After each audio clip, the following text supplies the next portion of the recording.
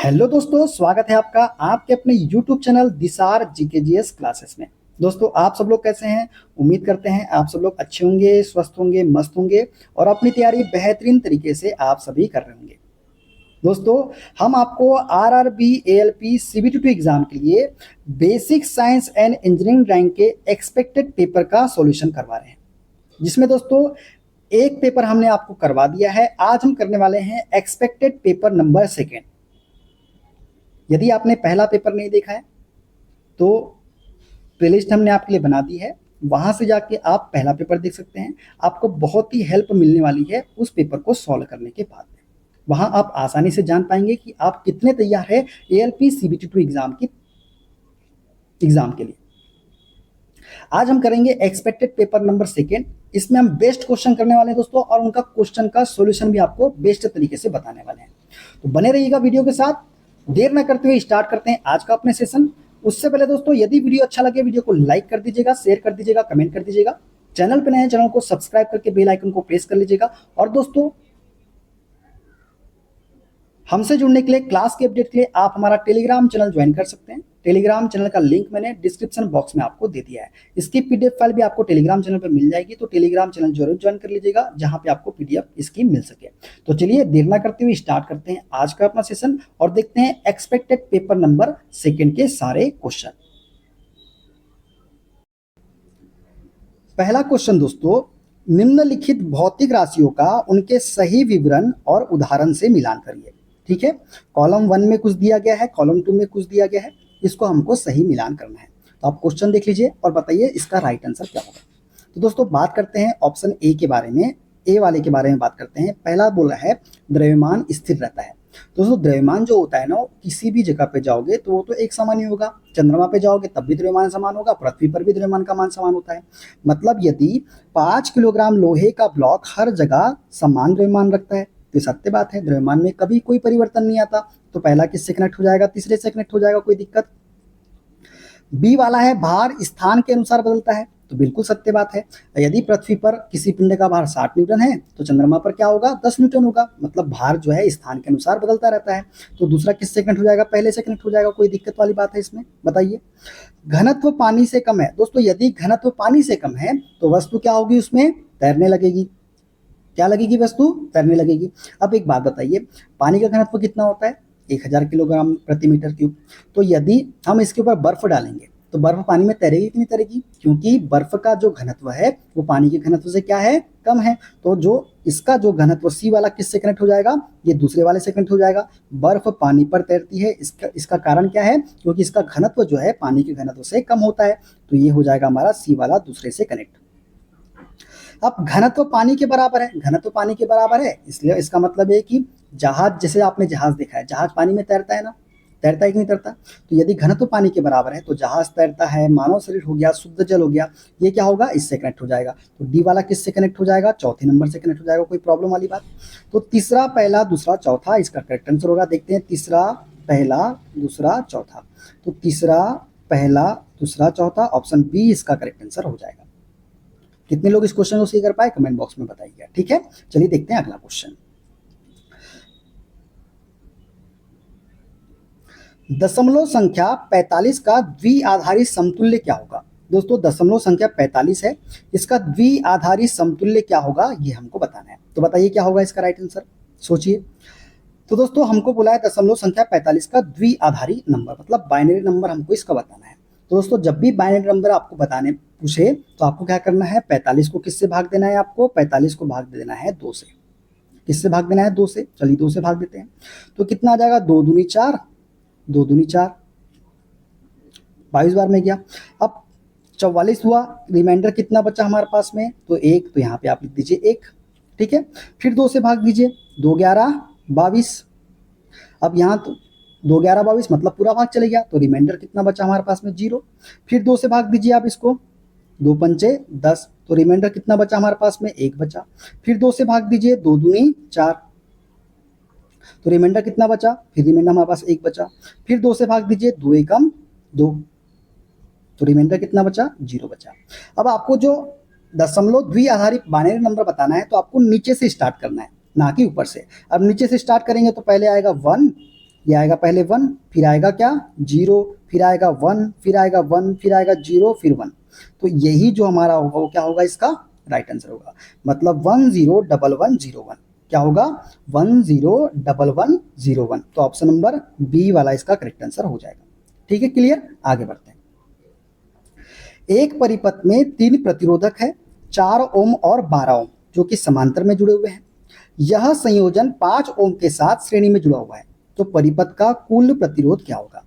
एक परिपथ में 3 प्रतिरोधक है दोस्तों, 4 ओम और 12 ओम के जो प्रतिरोध है वो किस में जुड़े हुए हैं, समांतर में। तो समांतर में जो नेट रेजिस्टेंस का मान आएगा वो क्या आएगा हमारा, वो आएगा 4 × 12 R1 × R2 divided by R1 + R2। तो 4 + 12 ऐसा कर लीजिए आप डायरेक्टली। तो कितना हो जाएगा 4 × 12 डिवाइडेड बाई 12 × 4 = 16। 4 से काट देते हैं, 4 × 4 = 16 और 4 से काट देते हैं, 4 × 3 = 12। तो हमारा जो समतुल्य प्रतिरोध आया समांतर क्रम में वो कितना निकल के आ गया, 3 ओम निकल के आ गया। कितना निकल के आया, 3 ओम निकल के आ गया। तो 3 ओम हमारा निकल के आ गया समतुल्य प्रतिरोध, कितना 3 ओम। अब बोला है कि यह संयोजन 5 ओम के साथ श्रेणी क्रम में जुड़ा हुआ है। तो श्रेणी क्रम में क्या होता है, श्रेणी क्रम में जब मान निकालते हैं हम तो क्या हो जाएगा, Rn बराबर निकालेंगे तो R1 + R2 + R3।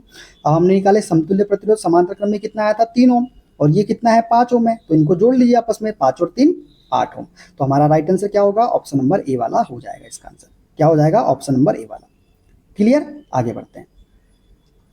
10 किलोग्राम द्रव्यमान का एक पिंड 4 मीटर प्रति सेकंड के वेग से गतिमान है, उसकी गतिज ऊर्जा क्या होगी।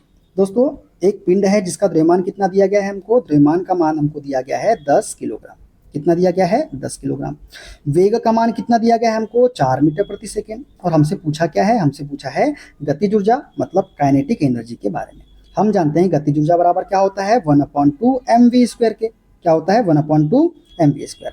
तो क्या हो जाएगा 1/2 m का मान कितना है दोस्तों हमारे पास में, m का मान है 10 और वेग कितना है हमारे पास में, वेग का मान है 4। तो 4 का स्क्वायर कितना हो जाएगा, 16 हो जाएगा।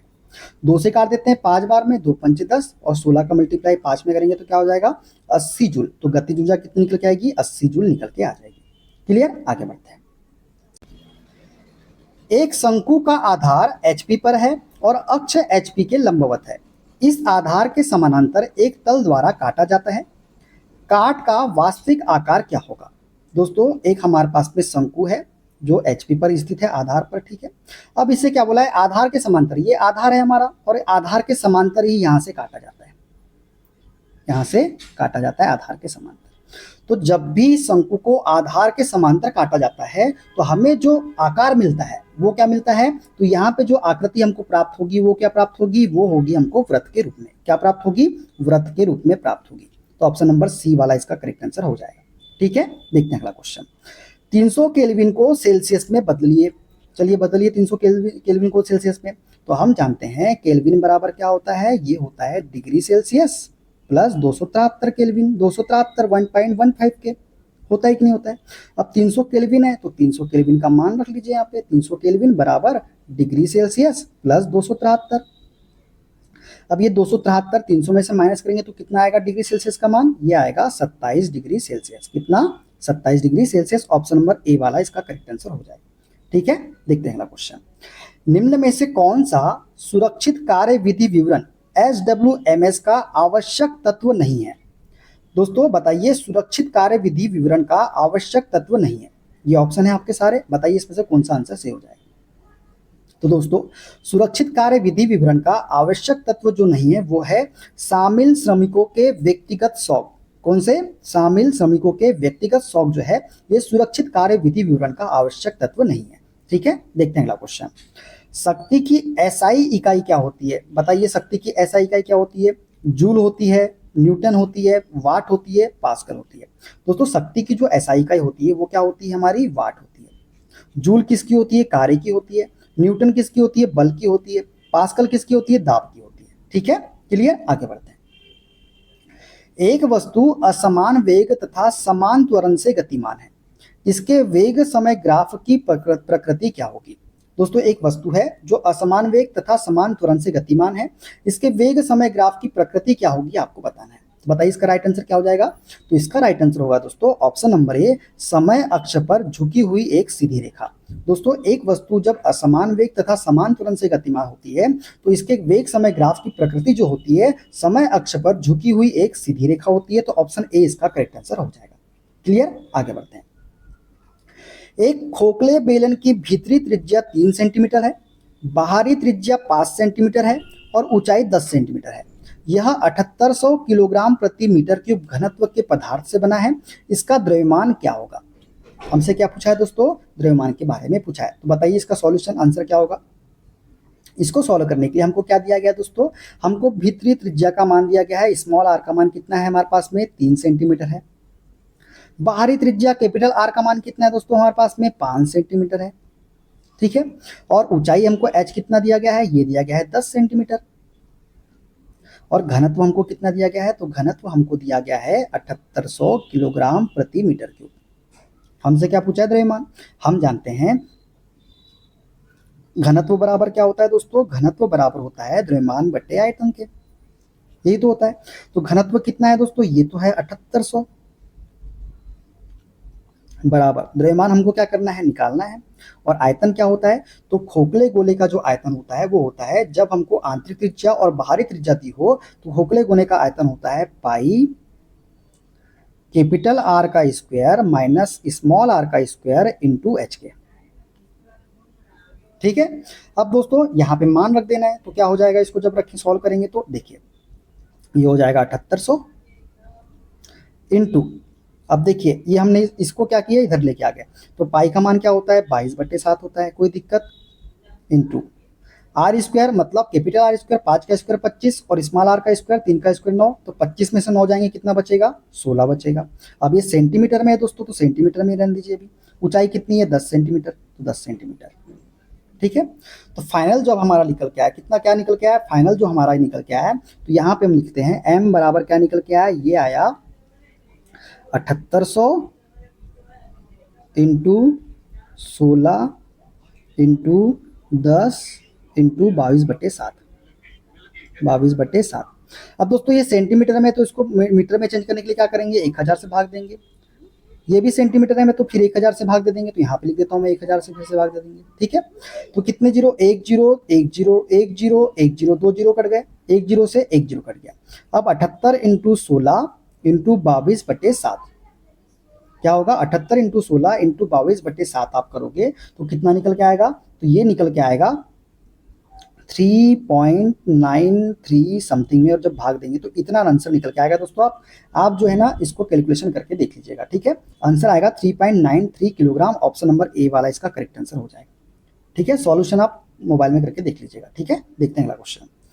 आइसोमेट्रिक प्रक्षेपण में आइसोमेट्रिक पैमाना कारक आइसोमेट्रिक लंबाई से वास्तविक लंबाई का अनुपात लगभग कितना होता है। दोस्तों आइसोमेट्रिक प्रक्षेपण में आइसोमेट्रिक पैमाना कारक जिसमें आइसोमेट्रिक लंबाई से वास्तविक लंबाई का जो अनुपात होता है वो कितना होता है, चलिए बताइए आंसर में। तो वो होता है दोस्तों 0.816 लगभग में, ठीक है। ऑप्शन नंबर ए इसका करेक्ट आंसर हो जाएगा, ठीक है ना। देखते हैं अगला क्वेश्चन। किसी गेंद को आरंभिक विराम से किसी इमारत के शीर्ष से मुक्त रूप से गिराया जाता है और यह अधिकतम 40 मीटर प्रति सेकंड का वेग प्राप्त करती है। इमारत की ऊंचाई कितनी होगी, जी का मान हमको दिया गया है 10 मीटर प्रति सेकंड स्क्वायर। बताइए इसका राइट आंसर क्या होगा, तो इसको बना के देखिए दोस्तों। एक गेंद है जो कि आरंभिक विराम से मतलब विराम से गिर रही है, मतलब हमारा प्रारंभिक वेग कितना है 0 है। अधिकतम 40 मीटर प्रति सेकंड का वेग प्राप्त करती है, मतलब अंतिम वेग v कितना है हमारे पास में, ये हमारे पास में 40 है। और क्या बोला है, इमारत की ऊंचाई हमको निकालना है और जी का मान हमको दिया गया है। तो हम ये वाला समीकरण लगा ले क्या, v स्क्वायर बराबर u स्क्वायर प्लस 2gh। कोई प्रॉब्लम इसमें, यहाँ से हमारा ऊंचाई का मान निकल के आ जाएगा। अब v स्क्वायर की बात करें दोस्तों तो ये कितना है 40 है, तो 40 इंटू 40 कर लेते हैं, इसको भी काटते नहीं दोस्तों ना, 40 इंटू 40 कर लेते हैं। u तो हमारा 0 है, तो u हमारा 0 हो गया, तो यहाँ तो कुछ लिखा नहीं है। उसके बाद क्या होगा 2 इंटू जी का मान कितना दिया गया 10। अब हम प्लस में लेंगे कि माइनस में लेंगे। अब दोस्तों वस्तु जो है ना ऊपर से गिराई जा रही है, ऊपर से गिराई जा रही है मतलब वो नीचे गुरुत्व मतलब जी की तरफ ही आ रही है। तो वस्तु का जो जी का मान हम लेंगे वो किस में लेंगे, प्लस में लेंगे, तो प्लस ले लेते हैं। और एच हमको तो निकालना है। तो दोस्तों 1 0 से 1 0 कट गया, 2 से काट देते हैं, 2 दूनी 4 2 दूनी 4 2 शून्य 0 तो ये कितना निकल के आया हमारा H बराबर हमारा निकल के आया कितना, H बराबर कितना निकल के आ गया हमारा 20 चौ 80, मतलब 80 मीटर जो है हमारी ऊंचाई निकल के आ गई, कितनी 80 मीटर। क्लियर, समझ में आ गया। चलिए इसका राइट आंसर क्या होगा, तो ऑप्शन नंबर बी वाला इसका करेक्ट आंसर हो जाएगा। क्लियर है ना, चलिए आगे बढ़ते हैं। निम्न में से कौन सा प्राथमिक प्रदूषक है जो किसी स्रोत से सीधे वातावरण में उत्सर्जित होता है। तो दोस्तों वह प्राथमिक प्रदूषक जो किसी स्रोत से सीधे वातावरण में उत्सर्जित होता है वो है कोयला जलाने से सल्फर डाइऑक्साइड। ये जो प्राथमिक प्रदूषक है ये जो है ना किसी भी स्रोत से सीधे वातावरण में क्या होता है, उत्सर्जित होता है। तो ऑप्शन नंबर सी वाला इसका करेक्ट आंसर हो जाएगा। क्लियर, आगे बढ़ते हैं। उस पंप की दक्षता जिसकी वो वाट रेट कितनी है, 400 वाट की इसकी वो है, ज्ञात कीजिए जो 10 मिनट में 500 किलोग्राम पानी को 30 मीटर तक ऊपर चढ़ा सकता है। और जी का मान हमको कितना दिया गया है, 10 मीटर प्रति सेकंड स्क्वायर। दोस्तों एक पंप की हमको दक्षता ज्ञात करना है जिसकी जो रेटिंग दी गई वो कितनी है, 400 वाट दी गई है। अब दोस्तों हमको दक्षता पता करना है तो हमको ये सबसे पहले निकालना पड़ेगा कि हमको जो 400 वाट की रेटिंग दी गई है तो ये हमको आउटपुट कितना दे रहा है। हमको आउटपुट शक्ति पता होना पड़ेगा कि हमको कितनी आउटपुट दे रहा है, तभी तो हम इसकी दक्षता निकल पाएंगे। तो हमको पता है आउटपुट शक्ति निकालने के लिए शक्ति बराबर क्या होता है, कार्य बटे समय के होता है कि नहीं होता है। और कार्य को मैं क्या mgs भी लिख सकता हूँ, mgs बटे टी, कोई दिक्कत। तो बताइए m का मान कितना है हमारे पास में, 500 दिया गया है, g का मान हमको कितने दिया, 10 दिया गया है, और ऊंचाई कितनी दी गई है हमको, 30 दी गई है, और समय कितना है 10 मिनट दिया गया है। तो मिनट को सेकंड में चेंज करने के लिए क्या करेंगे, 60 से मल्टीप्लाई कर देंगे। ठीक है, अब इसको जब सॉल्व करेंगे तो देखिए एक जीरो से एक जीरो कट गया। अब बताइए 30 मीटर, ठीक है क्लियर। एक जीरो से एक जीरो कट गया, 3 से काट देते हैं, 3 दूनी 6, और ये कितना है 10, तो एक 10 से 10 कट गया। 2 से इसको काटेंगे कितने बार में जाएगा, ये 250 बार में जाएगा। मतलब जो हमको आउटपुट शक्ति जो दे रहा है वो कितनी निकल के आ रही है हमारी आउटपुट शक्ति, वो निकल के आ रही है 250 वाट। अब उसकी रेटेड शक्ति कितनी दी थी, 400 वाट दी गई थी। हम तो आउटपुट शक्ति कितनी, मतलब आउटपुट शक्ति के रूप में कितना दे रहा है हमको, 250 वाट ही दे रहा है। कितना दे रहा है, 250 वाट। तो दक्षता जब निकालेंगे तो क्या हो जाएगा, आउटपुट शक्ति कितनी है 250, कुल शक्ति कितनी दी है, कुल शक्ति है 400 वाट, और इंटू क्या कर देंगे 100 कर देंगे। कोई दिक्कत, एक जीरो से एक जीरो, एक जीरो से एक जीरो, 4 का भाग दीजिए, 4 छक 24, बचा कितना 1, तो 4 दूनी 8, फिर बचा कितना 2, तो 4 पंचे 20। तो 62.5% जो होगी क्या होगी, इस पंप की दक्षता होगी। तो ऑप्शन नंबर कौन सा सही हो जाएगा, ऑप्शन नंबर बी वाला सही हो जाएगा। क्लियर, चलिए आगे बढ़ते हैं। 12 वोल्ट ईएमएफ और 1 ओम के आंतरिक प्रतिरोध वाली बैटरी का उपयोग 10 वोल्ट ईएमएफ और 1 ओम के आंतरिक प्रतिरोध वाली बैटरी को चार्ज करने में होता है। परिपथ में धारा क्या होगी। हमसे क्या पूछा है दोस्तों, धारा का मान पूछा है, और क्या बोला है, एक 12 वोल्ट ईएमएफ और 1 ओम का आंतरिक प्रतिरोध वाली बैटरी का उपयोग जो है वो 10 वोल्ट ईएमएफ और 1 ओम के आंतरिक प्रतिरोध वाली बैटरी को चार्ज करने में किया जाता है। तो दोस्तों जब भी बैटरी को चार्जिंग किया जाता है ना, तो चार्जिंग के दौरान बैटरी विरोध में होती है। क्या होती है, चार्जिंग के दौरान बैटरी विरोध में होती है। तो इसमें हम शुद्ध ईएमएफ निकाले तो शुद्ध ईएमएफ जो निकलेगा वो कितना निकलेगा, तो शुद्ध ईएमएफ अगर हम निकाले तो 12 वोल्ट माइनस 10 वोल्ट कर लेंगे, तो शुद्ध ईएमएफ कितना निकल के आएगा हमारा, 2 वोल्ट ईएमएफ निकल के आएगा। अब प्रतिरोध क्या है, 1 ओम का ये भी प्रतिरोध है, 1 ओम का ये भी प्रतिरोध है, तो कुल प्रतिरोध कितना हो जाएगा, 2 ओम का हो जाएगा। कितना हो जाएगा, 2 ओम का। हमसे क्या पूछा है, धारा पूछा है। तो धारा आई बराबर इसमें निकालने के लिए क्या होता है, शुद्ध ईएमएफ बटे कुल प्रतिरोध, शुद्ध ईएमएफ बटे कुल प्रतिरोध। तो शुद्ध ईएमएफ कितना है दोस्तों हमारे पास में, शुद्ध ईएमएफ है 2 वोल्ट और कुल प्रतिरोध कितना है, 2 ओम है। तो 2 से 2 कट जाएगा, तो हमारी जो धारा होगी कितने एम्पियर की होगी, 1 एम्पियर की प्रवाहित होगी। कितनी, 1 एम्पियर की। तो ऑप्शन नंबर ए वाला इसका करेक्ट आंसर हो जाएगा। क्लियर, चलिए। एक कार अपनी यात्रा के 3 बराबर भागों को क्रमशः 60 किलोमीटर प्रति घंटा, 80 किलोमीटर प्रति घंटा और 120 किलोमीटर प्रति घंटा की चालों से तय करती है। पूरी यात्रा के दौरान उसकी औसत चाल क्या होगी, ये हमको बताना है। इस प्रकार से क्वेश्चन दे दोस्तों, जब बोले कि 3 बराबर भागों को इतने किलोमीटर प्रति घंटा, इतने किलोमीटर प्रति घंटा, तो आप एक काम करो, सबसे सिंपल इन तीनों का आप एलसीएम निकाल लो। तो इन तीनों का एलसीएम कितना निकल के आएगा, 60, 80 और 120 का, तो ये आएगा हमारा 240। कितना आया, 240। अब ये एक दूरी का है दोस्तों, ये कितनी है, एक दूरी का है, हमको तो ऐसी 3 दूरी चाहिए, तो ये समान दूरी बोला ना उसने, तो समान दूरी, तो इसको हमने मान लिया एक दूरी निकाले, तो ये 3 दूरी के लिए हमने 3 से मल्टीप्लाई कर दिया। अब बोला है पहली दूरी को 60 किलोमीटर प्रति घंटे से, तो 240 को 60 से भाग दीजिए, तो कितना आएगा, 4 घंटे में पूरी करेगी।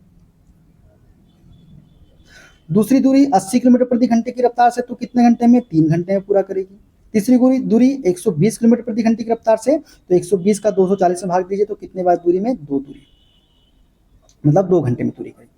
औसत चाल क्या होता है दोस्तों, कुल दूरी बटे कुल समय के। अब कुल दूरी कितनी है, 3 इंटू 240, ये हमारी कुल दूरी है, और कुल समय कितना लगा हमको, 4 3 7 7 2 9, मतलब 9 घंटे लगा। तो 3 से काट दो, 3 3 9, 3 से काट दो, 3 8 24, 300 900, तो जो उसकी औसत चाल होगी वो कितनी होगी, 80 किलोमीटर प्रति घंटा।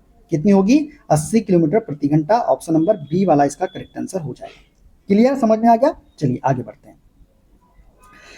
MSDS material safety data sheet, material safety data sheet जिसे GSS के तहत, GHS के तहत SDS में बदल दिया गया है, में किसके बारे में जानकारी होनी चाहिए। तो बताइए इसका राइट आंसर क्या होगा। दोस्तों MSDS material safety data sheet जिसे GHS के तहत SDS से बदल दिया गया है, इसमें जो जानकारी होनी चाहिए वो होनी चाहिए स्वास्थ्य खतरे, भौतिक खतरे, सुरक्षित संचालन, भंडारण, आपातकालीन उपाय और निपटान। तो ऑप्शन नंबर बी वाला इसका करेक्ट आंसर हो जाएगा। क्लियर, आगे बढ़ते हैं।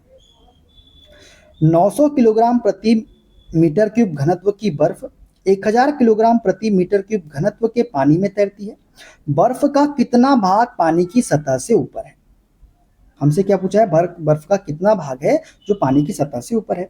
तो सबसे पहले हम देखते हैं कि पानी का कितना, बर्फ का कितना भाग पानी के अंदर है।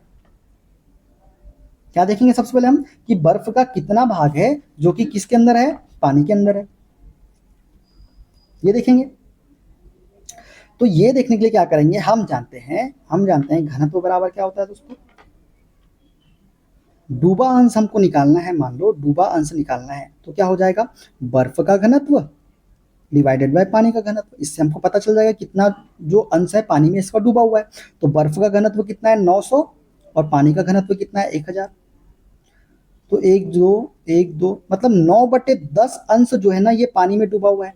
अब एक पूरा अंश था दोस्तों जिसमें 9/10 अंश तो पानी में डूबा हुआ है, तो जो पानी के ऊपर होगा तो 1 में से 9/10 को घटा दीजिए, तो 1/10 अंश जो होगा वो पानी की सतह से ऊपर होगा। तो 1/10 जो है इसका करेक्ट आंसर होगा। ऑप्शन नंबर ए वाला इसका करेक्ट आंसर हो जाएगा। क्लियर, आगे बढ़ते हैं। नेटवर्क सुरक्षा में फायरवॉल को निम्न में से कौन सा सही ढंग से वर्णित करता है। दोस्तों नेटवर्क सुरक्षा में फायरवॉल को जो निम्न में से सही ढंग से वर्णित करता है, बताइए कौन सा करता है। तो दोस्तों हार्डवेयर या सॉफ्टवेयर जो पूर्व निर्धारित सुरक्षा नियमों के आधार पर नेटवर्क ट्रैफिक की निगरानी और नियंत्रण करता है, ये जो है नेटवर्क सुरक्षा में फायरवॉल को सही ढंग से क्या करता है, वर्णित करता है। तो ऑप्शन बी वाला इसका करेक्ट आंसर हो जाएगा। ठीक है, देखते हैं अगला क्वेश्चन।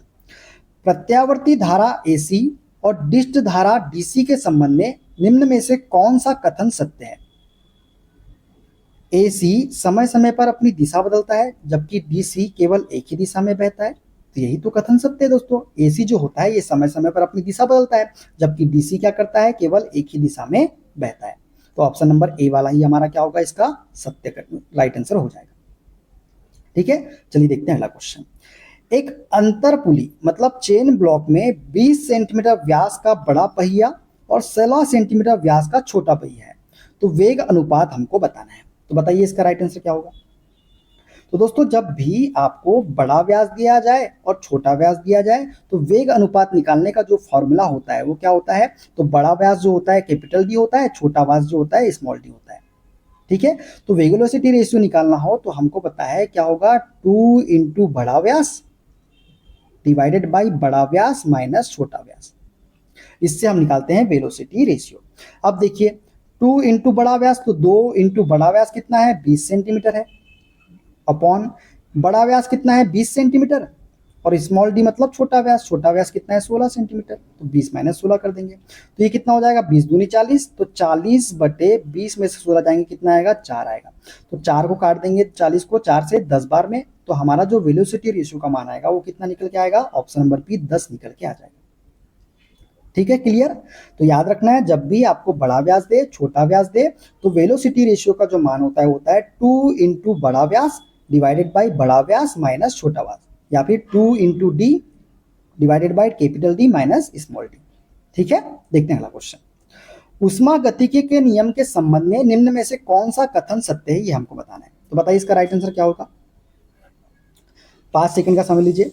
तो उष्मागतिकी के नियम के संबंध में जो सत्य कथन है दोस्तों, वो है हमारा ऑप्शन नंबर सी, ऊर्जा को ना तो बनाया जा सकता है और ना ही नष्ट किया जा सकता है, केवल एक रूप से दूसरे रूप में बदला जा सकता है। तो यही कथन क्या है हमारा, सत्य है उष्मागतिकी के नियम के संबंध में।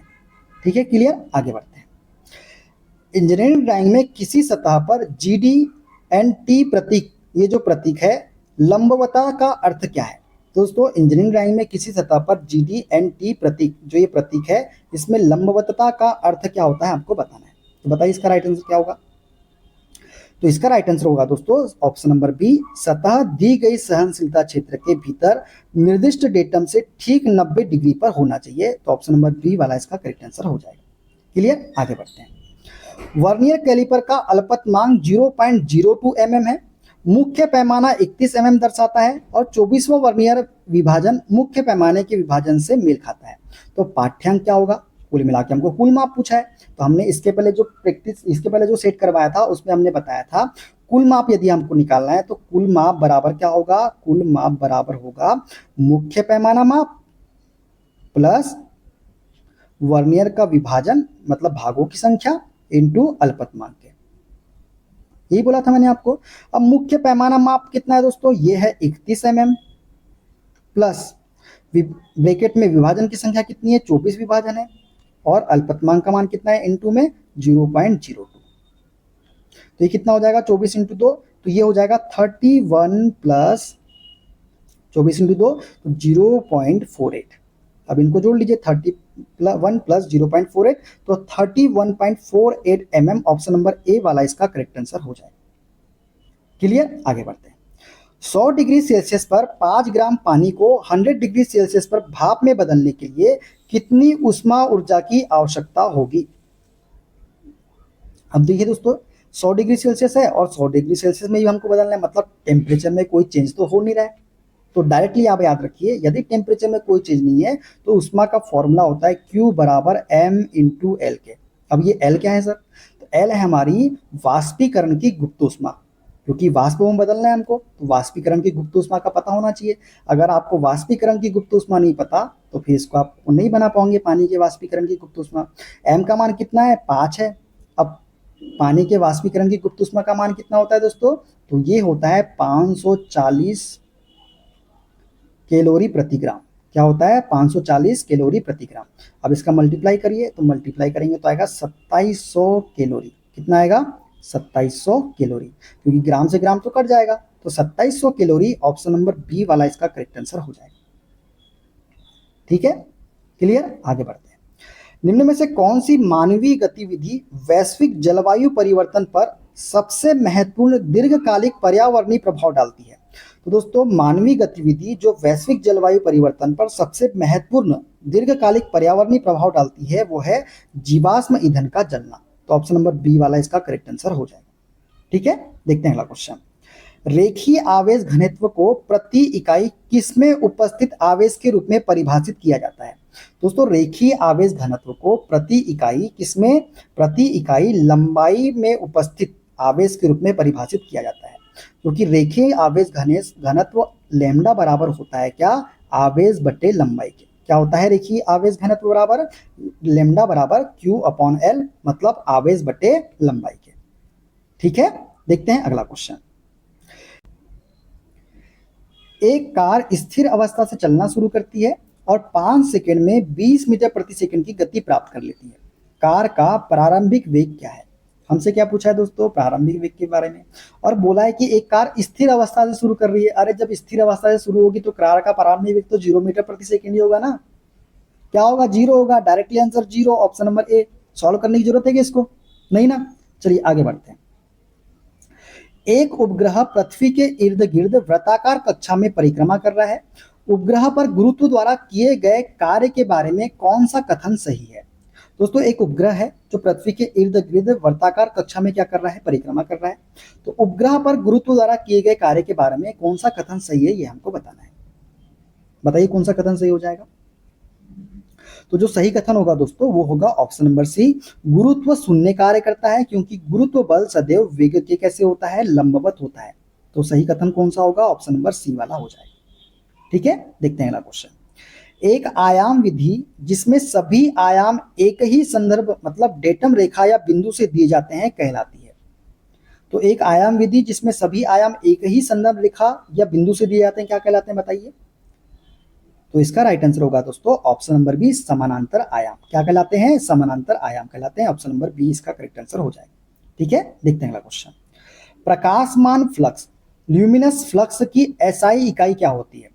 कैंडेला होती है, लक्स होती है, ल्यूमन होती है या फिर वाट होती है? तो दोस्तों प्रकाशमान फ्लक्स की जो एसआई इकाई होती है वो होती है ल्यूमेन। क्या होती है, ल्यूमेन होती है। तो ऑप्शन सी इसका करेक्ट आंसर हो जाएगा। ठीक है, देखते हैं अगला क्वेश्चन। 0 डिग्री सेल्सियस पर पानी गर्म करने पर यह 4 डिग्री सेल्सियस तक सिकुड़ता है और फिर फैलता है। पानी का यह असामान्य प्रसार किसके लिए जिम्मेदार है? बताइए किसके लिए जिम्मेदार है? 0 डिग्री सेल्सियस पर पानी को गर्म करने पर यह 4 डिग्री सेल्सियस तक क्या होता है, सिकुड़ता है और फिर क्या होता है, फैलता है। तो पानी का यह असामान्य प्रसार जो है ना किसके लिए जिम्मेदार होता है? ये होता है ठंडी जलवायु में जलीय जीवन को जीवित रहना, क्योंकि बर्फ ऊपर बनती है और नीचे का पानी 4 डिग्री सेल्सियस पर रहता है। तो ऑप्शन नंबर बी वाला इसका करेक्ट आंसर हो जाएगा। ठीक है, क्लियर, आगे बढ़ते हैं। फैक्ट्री अधिनियम 1948 के तहत एक कारखाने में वयस्क श्रमिक के लिए प्रति सप्ताह अधिकतम अनुमेय कार्य घंटे हैं। बताइए कितने घंटे हैं, 40 घंटे हैं, 48 घंटे हैं, 54 घंटे हैं या फिर 60 घंटे हैं? तो दोस्तों फैक्ट्री अधिनियम 1948 के तहत एक कारखाने में वयस्क श्रमिक के लिए प्रति सप्ताह जो है अधिकतम अनुमेय कार्य घंटे जो है वो है 48 घंटे। ऑप्शन नंबर बी वाला। ठीक है, देखते हैं अगला क्वेश्चन। क्लाउड कंप्यूटिंग मुख्य रूप से क्या संदर्भित करती है? दोस्तों क्लाउड कंप्यूटिंग जो है मुख्य रूप से क्या संदर्भित करती है, बताइए इसका राइट आंसर क्या होगा। तो क्लाउड कंप्यूटिंग जो है मुख्य रूप से इंटरनेट पर उपयोग के अनुसार भुगतान के आधार पर कंप्यूटिंग सेवाएं जैसे सर्वर हो गया, स्टोरेज हो गया, डेटाबेस हो गया, सॉफ्टवेयर की डिलीवरी को क्या करती है, संदर्भित करती है। तो ऑप्शन बी वाला इसका करेक्ट आंसर हो जाएगा। क्लियर, आगे देखते हैं अगला क्वेश्चन। 40 मीटर गहरी, कितनी, 40 मीटर गहरी झील की तली पर दाब हमको पूछा है। क्या बोला है, 40 मीटर गहरी झील की तली पर दाब हमको बताना है। पानी का घनत्व कितना है, 1000 किलोग्राम प्रति मीटर क्यूब, जी का मान 10 मीटर प्रति सेकंड स्क्वायर और वायुमंडलीय दाब का मान कितना है 1.01 इंटू 10 की पावर 5 पास्कल। दोस्तों एक 40 मीटर गहरी झील है, इसके तली पर हमको दाब के बारे में बताना है। तो दोस्तों कुल दाब यदि हम निकालते हैं तो कुल दाब जो होता है ना वो होता है वायुमंडलीय दाब, मतलब वायुमंडलीय दाब प्लस रो जी एच के। यदि हमको कुल दाब मतलब टोटल प्रेशर हमको निकालना है तो वो क्या होता है, वायुमंडलीय दाब प्लस रो जी एच के। यहाँ पे रो क्या है, रो है पानी का घनत्व, जी क्या है, जी हमारा गुरुत्वीय त्वरण और एच क्या है, ये ऊंचाई या गहराई से मतलब है। ठीक है, अब जो वायुमंडलीय दाब है वो कितना है, वायुमंडलीय दाब है 1.01 इंटू 10 की पावर 5 पास्कल प्लस घनत्व कितना है 1000, जी का मान कितना है 10 और एच का मान कितना है 40 है। तो इसको मैं ऐसा लिख सकता हूँ कि 1.01 इंटू 10 की पावर 5 प्लस 4 इंटू कितने जीरो है 3 4 5 10 की पावर 5। कोई दिक्कत, यहाँ से 10 की पावर 5 कॉमन आ सकता है क्या, तो कॉमन आ जाएगा तो 4 और इसको जोड़ लीजिए तो ये हो जाएगा 4.01 इंटू 10 की पावर 5 पास्कल। तो कौन सा आंसर आएगा 4.01 इंटू 10 की power 5 pascal. Option number C वाला इसका करेक्ट आंसर हो जाएगा। क्लियर, आगे बढ़ते हैं। 3 किलोग्राम और 5 किलोग्राम द्रव्यमान की दो वस्तुएं क्रमशः 4 मीटर प्रति सेकंड और 2 मीटर प्रति सेकंड की गति से एक ही दिशा में टकराती है और एक साथ चिपक जाती है। टकराव के बाद उनका सामान्य वेग क्या होगा? दोस्तों दो द्रव्यमान की वस्तु है, एक 3 किलोग्राम एक 5 किलोग्राम, उनका वेग कितना है 4 मीटर प्रति सेकंड और 2 मीटर प्रति सेकंड।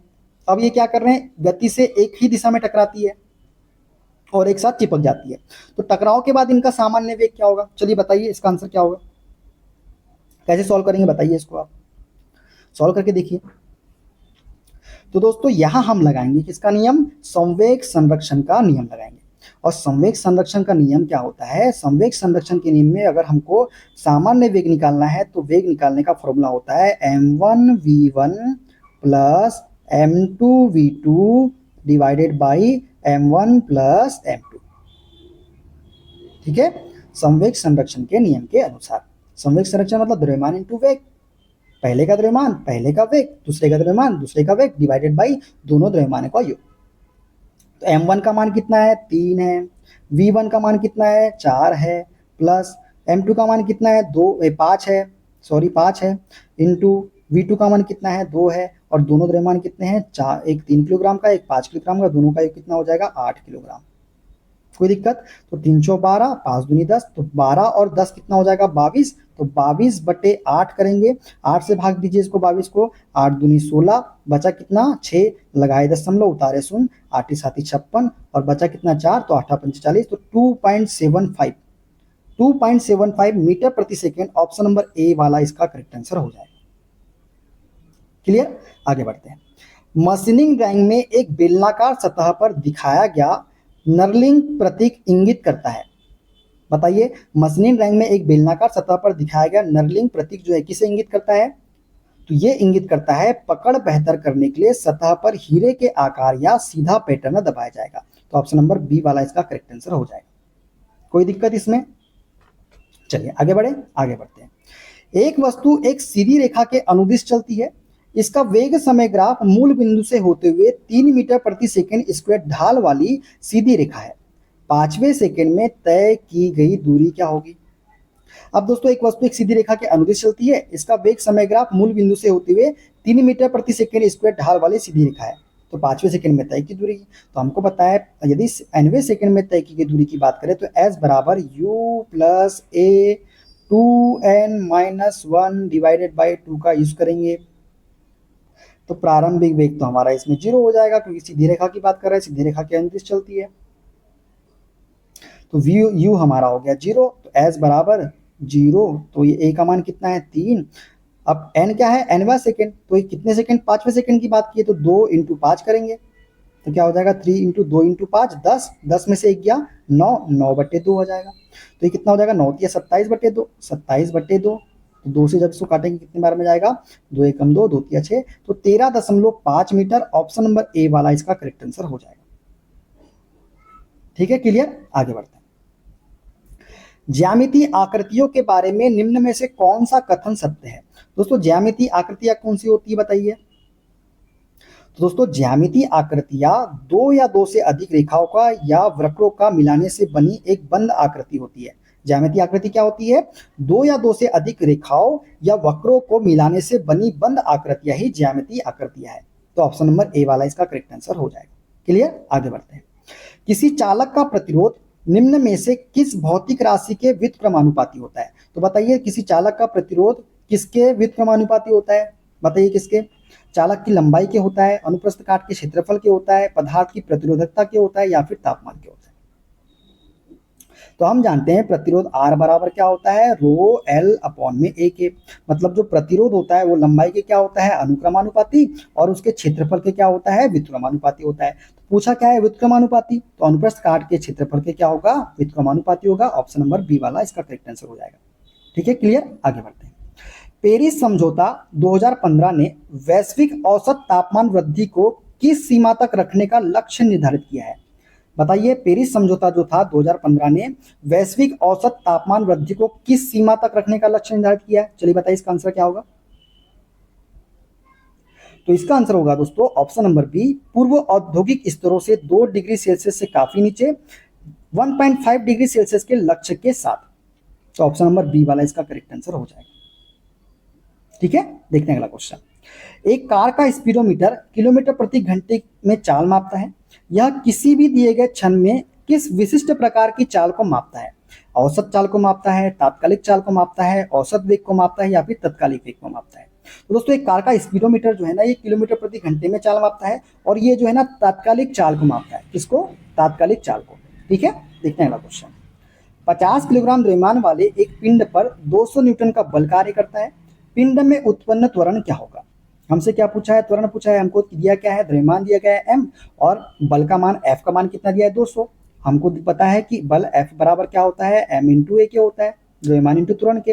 F का मान कितना है 200 है, m का मान कितना है 50 है, और त्वरण हमको निकालना है। तो 50 से कितनी बार में जाएगा, 4 बार में, तो 4 मीटर प्रति सेकेंड स्क्वायर त्वरण का मान निकल के आएगा। ऑप्शन नंबर ए वाला इसका करेक्ट आंसर हो जाएगा। क्लियर, आगे बढ़ते हैं। इंजीनियरिंग ड्राइंग में धागे वाले भाग के पास थ्रेड रिलीफ अंडरकट दर्शाया जाता है, इसका उद्देश्य क्या है। तो बताइए, इंजीनियरिंग ड्राइंग में धागे वाले भाग के पास थ्रेड रिलीफ मतलब अंडरकट दर्शाया जाता है, इसका उद्देश्य क्या है, तो बताइए इसका राइट आंसर क्या होगा। तो इसका राइट आंसर होगा दोस्तों, थ्रेडिंग टूल को बाहर निकालने देना और कंधे तक पूरा धागा बनाना, इसका जो है उद्देश्य है। तो ऑप्शन नंबर बी वाला इसका करेक्ट आंसर हो जाएगा। क्लियर, आगे बढ़ते हैं। 4 किलोग्राम मीटर स्क्वायर जड़त्व आघूर्ण मतलब मोमेंट ऑफ इनर्शिया वाला एक फ्लाईव्हील 300 आरपीएम पर घूमता है, इसमें संग्रहित गतिज ऊर्जा क्या होगी, ये हमको बताना है। चलिए इसका आंसर बताइए क्या होगा, कैसे सॉल्व करेंगे आप इसको। दोस्तों इस क्वेश्चन में हमको जड़त्व आघूर्ण मतलब मोमेंट ऑफ इनर्शिया आई का मान कितना दिया गया है, ये दिया गया है 4 किलोग्राम मीटर क्यूब, यही तो दिया गया है। फ्लाईव्हील 300 आरपीएम पर घूमता है, मतलब एन का मान कितना दिया गया है हमको, 300 आरपीएम दिया गया है। और हमसे क्या पूछा है, गतिज ऊर्जा के बारे में पूछा है।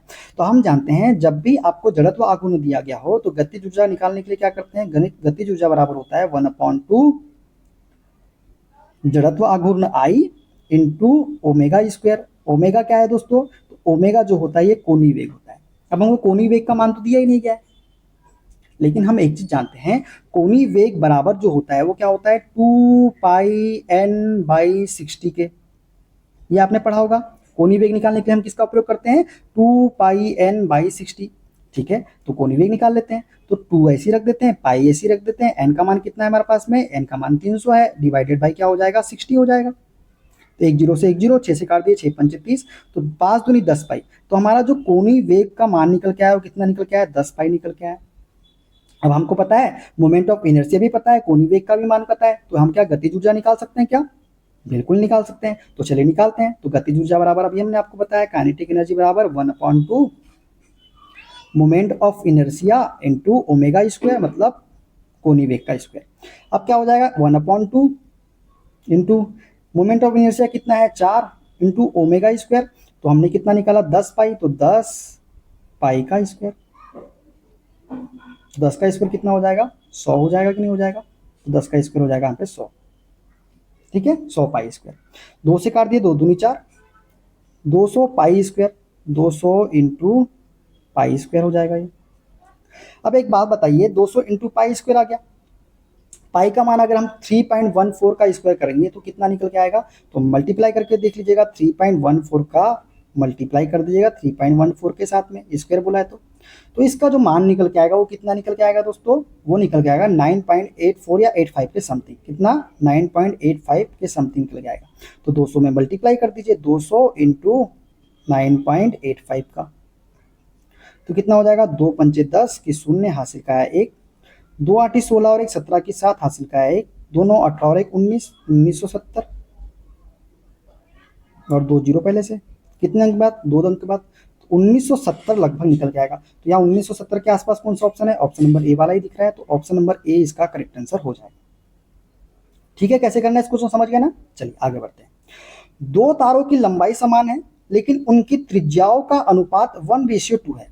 यदि दोनों एक ही पदार्थ के बने हैं तो उनके प्रतिरोधों का अनुपात क्या होगा।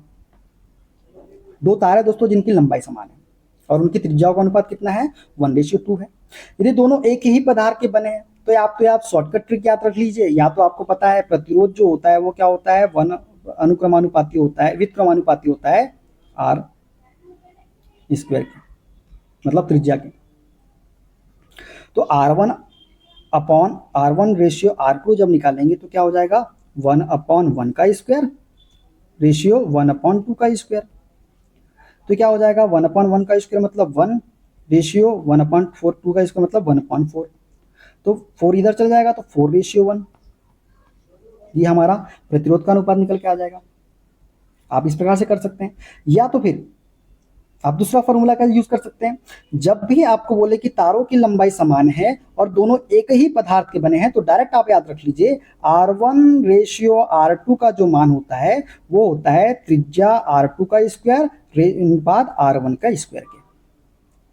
यदि तारों की लंबाई समान दी गई है और वो दोनों एक ही पदार्थ के बने हैं, तो डायरेक्टली आप याद रख लीजिए R2 का स्क्वायर मतलब त्रिज्या R2 का स्क्वायर रेशियो R1 मतलब त्रिज्या R1 का स्क्वायर। तो R2 का स्क्वायर कितना, R2 कितना है 2 है, तो 2 का स्क्वायर कितना हो जाएगा 4, रेशियो R1 कितना है 1 है, तो 1 का स्क्वायर कितना हो जाएगा 1, तो 4:1 जो है ये प्रतिरोध का अनुपात हो जाएगा। ऑप्शन नंबर डी वाला इसका करेक्ट आंसर हो जाएगा। आप चाहे वैसे कर लीजिए चाहे ऐसे कर लीजिए, लेकिन कंडीशन यहाँ पे क्या है, जब तार की लंबाई समान होनी चाहिए और ये दोनों एक ही पदार्थ के बने होते हैं, तब इसको आप लोग यूज करना है। ठीक है, देखते हैं अगला क्वेश्चन। व्यावसायिक सुरक्षा में खतरा नियंत्रणों का क्रम सबसे प्रभावी से सबसे कम प्रभावी तक है। अब सबसे प्रभावी से लेकर हमको सबसे कम प्रभावी तक बताना है, तो बताइए कौन सा होगा, बताइए इसका राइट आंसर क्या होगा। तो इसका जो राइट आंसर होगा दोस्तों वो होगा ऑप्शन नंबर बी। सबसे पहले आएगा उन्मूलन, फिर आएगा प्रतिस्थापन, फिर आएगा इंजीनियरिंग नियंत्रण, फिर आएगा प्रशासनिक नियंत्रण और लास्ट में आएगा हमारा पीपीई। तो ऑप्शन बी वाला इसका करेक्ट आंसर हो जाएगा। क्लियर, चलिए आगे बढ़ते हैं। एक धातु का ब्लॉक हवा में 300 न्यूटन और 800 किलोग्राम प्रति मीटर क्यूब घनत्व के तेल में पूरी तरह डूबने पर 200 न्यूटन वजन करता है। तो ब्लॉक का आयतन क्या होगा, जी का मान हमको दिया गया है 10 मीटर प्रति सेकेंड स्क्वायर। एक धातु है दोस्तों जिसका हवा में भार कितना दिया गया है 300 न्यूटन दिया गया है, घनत्व कितना दिया गया है 800 किलोग्राम प्रति मीटर क्यूब, और आभासी भार जो दिया गया है वो कितना दिया गया है, वो दिया गया है 200 न्यूटन। तो यहां से हम उत्प्लावन बल का मान निकाल सकते हैं क्या, क्योंकि उत्प्लावन बल अगर हम निकालेंगे तो क्या हो जाएगा, उत्प्लावन बल मतलब उत्प्लावन बल ये हम निकालेंगे एफ बी बराबर क्या हो जाएगा, हवा में भार माइनस आभासी भार 200 जो हमको प्राप्त हो रहा है। तो जो हमारा उत्प्लावन बल होगा वो कितना होगा, 100 न्यूटन निकल के आएगा कि नहीं आएगा, निकल के आएगा कि नहीं आएगा। उत्प्लावन बल, उत्प्लावन बल क्या होता है, हवा में भार माइनस आभासी भार। आभासी भार तो डूबने पर कितना प्राप्त हो रहा है, 200 न्यूटन प्राप्त हो रहा है हमको। तो हमारा जो उत्प्लावन बल का मान निकल के आएगा वो कितना, 100 न्यूटन निकल के आएगा। ठीक है, तो हम जानते हैं उत्प्लावन बल एफ बी बराबर क्या होता है, ये होता है दोस्तों रो जी वी के, रो जी वी के। अब बोलेंगे रो क्या है, तो ये घनत्व है, जी क्या है, ये गुरुत्वीय त्वरण है, वी क्या है, तो वी बताइए क्या है, ये हमारा आयतन है। तो हमको पता है ये उत्प्लावन बल का मान हमने कितना निकाले, 100 न्यूटन निकाले, घनत्व कितना है 800 है, जी का मान कितना है 10 है, वी हमको निकालना है।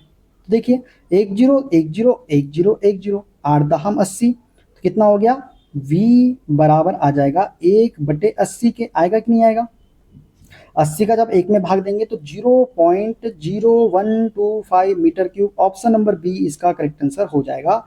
कौन सा, ऑप्शन नंबर बी वाला। तो ऑप्शन नंबर बी क्या हो जाएगा हमारा आंसर, 0.0125 मीटर क्यूब जो है ब्लॉक का आयतन निकल के आ जाएगा। क्लियर, कैसे किया समझ में आया इस क्वेश्चन को। ठीक है, देखते हैं अगला क्वेश्चन। निम्न में से कौन सा जैव विविधता के स्वस्थानीय संरक्षण का उदाहरण है, तो बताइए जैव विविधता के स्वस्थानीय संरक्षण का उदाहरण कौन सा है। बीज बैंक है, चिड़ियाघर है, वन्यजीव अभ्यारण्य राष्ट्रीय उद्यान है या फिर वनस्पति उद्यान है। तो दोस्तों जैव विविधता के स्वस्थानीय संरक्षण का उदाहरण है हमारा वन्यजीव अभ्यारण्य। कौन सा, वन्यजीव अभ्यारण्य या फिर राष्ट्रीय उद्यान। ठीक है, क्लियर, आगे बढ़ते हैं। निम्न में से कौन सा सही ढंग से समझाता है कि घूमने वाले मेरी गो राउंड पर खड़ा व्यक्ति बाहर की ओर धकेले हुए क्यों महसूस करता है। बताइए कौन सही ढंग से समझाता है कि घूमने वाले मेरी गो राउंड पर खड़ा व्यक्ति बाहर की ओर धकेला हुआ क्यों महसूस करता है। बताइए बताइए इनमें से कौन सा ऑप्शन सही होगा। खुद से सॉल्व करने की कोशिश करिए दोस्तों, हमको आपको समय जो दे रहे हैं आपको खुद से सॉल्व करने के लिए, ताकि आप अपनी जो तैयारी है वो जान पाए कि आप कितने तैयार है एआरपी सीबीटी एग्जाम के लिए, कितने क्वेश्चन आप सही कर पा रहे हैं। खुद से जब आप आंसर देंगे तो आपको अंदर से कॉन्फिडेंस आएगा कि हाँ मैं क्वेश्चन कर पा रहा हूँ। तो बताइए इसका आंसर राइट आंसर क्या होगा। तो राइट आंसर जो होगा दोस्तों वो होगा ऑप्शन नंबर बी वाला। घूमने वाले अजड़त्वीय संदर्भ फ्रेम में व्यक्ति एक छद्म मतलब काल्पनिक केंद्र प्रसारी बल अनुभव करता है, इस वजह से वे बाहर की ओर धकेले हुआ महसूस करता है। तो ऑप्शन नंबर बी वाला इसका क्या होगा, करेक्ट आंसर होगा। क्लियर,